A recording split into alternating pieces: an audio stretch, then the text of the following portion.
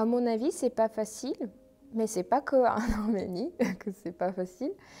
Mais il y a tout, il y a les amis que tu les connais depuis d'enfance, et il y a aussi des amis que tu fais à l'université, que tu les rencontres à l'université. Euh, Soit tu as participé. Moi, j'ai des amis, par exemple, quand je faisais beaucoup de volontariat en Arménie, voilà, j'avais des amis avec le même vue de vie. Ça peut être les collègues aussi, bah, partout. Et après, on essaye de garder et rester les amis. Pour moi, je peux dire que c'est la deuxième fois que je quitte l'Arménie pour un peu longtemps. Et là, je peux dire qu'il y a des amis qui font vraiment un effort de rester des amis, et moi aussi, parce que quand tu es loin, c'est un peu difficile. Et comme il y a beaucoup des Arméniens qui partent pour longtemps, après ils reviennent, alors ce problème, je pense que chez nous, il y a quand c'est quelqu'un très proche, alors il est parti, et il y a ce problème-là de quand même garder l'amitié. Et voilà, je pense que c'est comme partout un peu.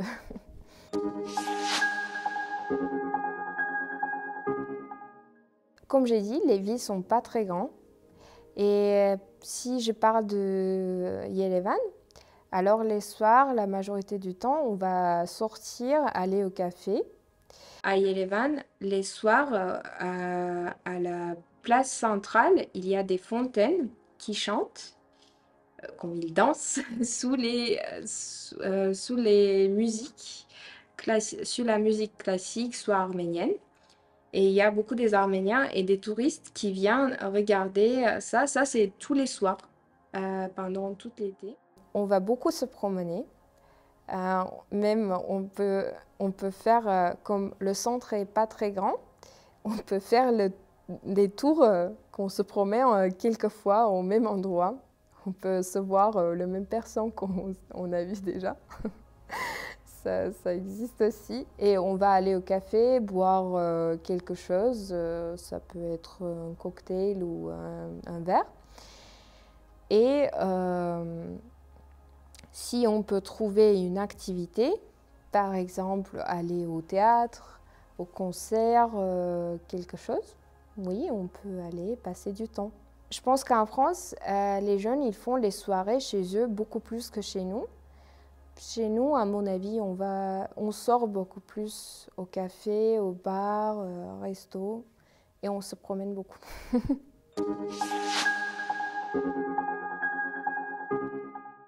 Si vous êtes quelqu'un qui regarde tout le temps les jeux des échecs mondiaux, c'est sûr que vous connaissez les masters des échecs arméniens.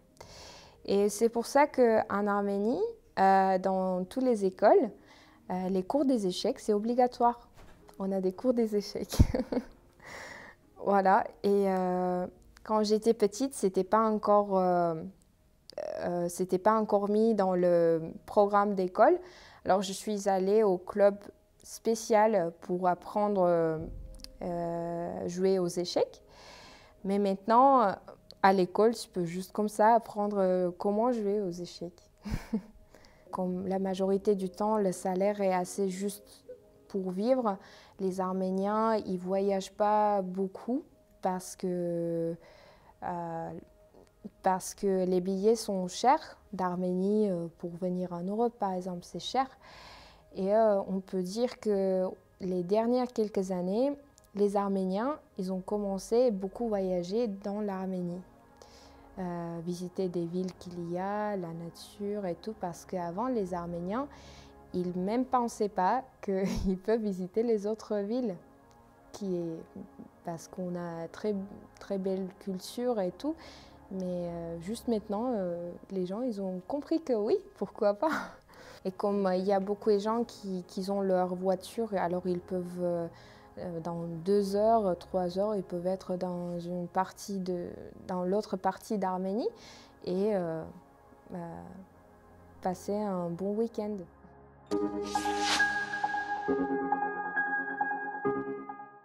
Un des plats très populaires, c'est tolma.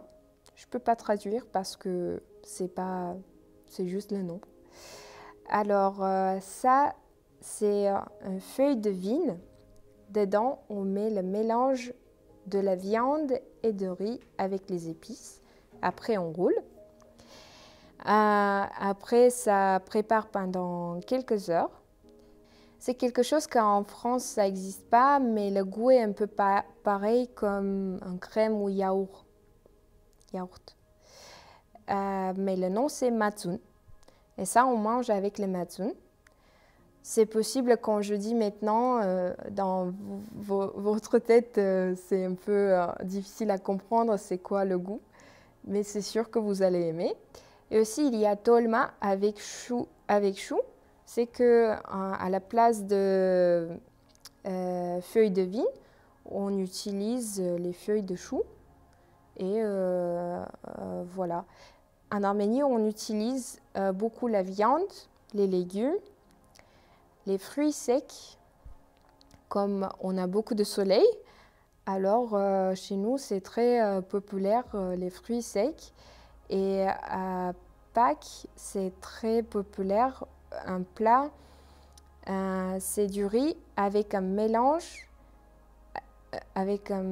des fruits secs. Alors, ça peut être du raisin,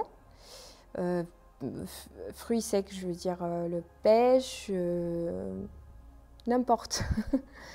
Et c'est un plat un peu sucré-salé. Voilà, on mange beaucoup de légumes comme ça et des épices, mais avec des épices, mais les épices sont pas piquants.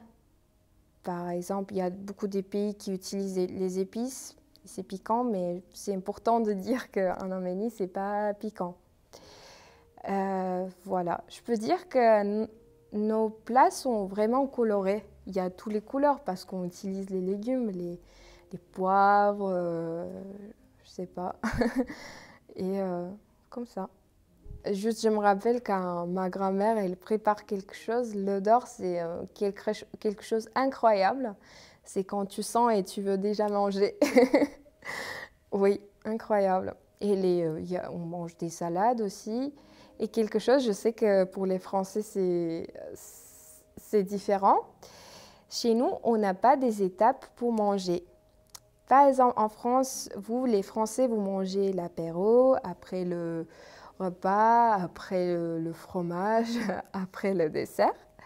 Chez nous, sur la table, on va avoir tous ensemble, sauf le dessert. Ça veut dire que dans l'assiette, vous allez avoir en même temps les salades, le repas. Aussi, les Français, ils boivent le jus que le matin. Chez nous, on peut boire avec le repas aussi. C'est pas strict. Voilà. Et le fromage aussi, c'est sur la table. Et les salades et des différents. Si on a quelques plats, des repas, des différentes choses, tout est sur la table. Et en général, c'est la grand-mère, soit la mère, qui va servir pour vous,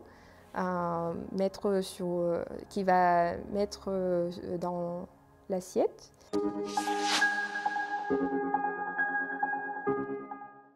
Dans la famille, cuisine la grand-mère, soit la mère. Ça peut être aussi les filles qui habitent encore avec ses parents et qui veulent aider. Moi, dans ma famille, ma grand-mère, quand elle préparait, elle me disait non. C'est moi qui fais. Elle me disait, tu peux faire tes autres choses à faire.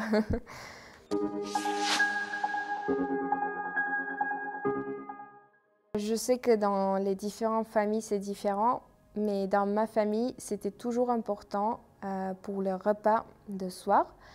être tous ensemble. Si quelqu'un finit son travail un peu plus tard, on va attendre pour qu'il vienne et on mange ensemble parce que pendant le repas, c'est là où on va parler qu'est-ce qui s'est passé pendant la journée, des autres questions. Voilà, pour nous, je peux dire, je peux parler de ma famille que voilà, c'était très important d'être toujours ensemble, manger ensemble.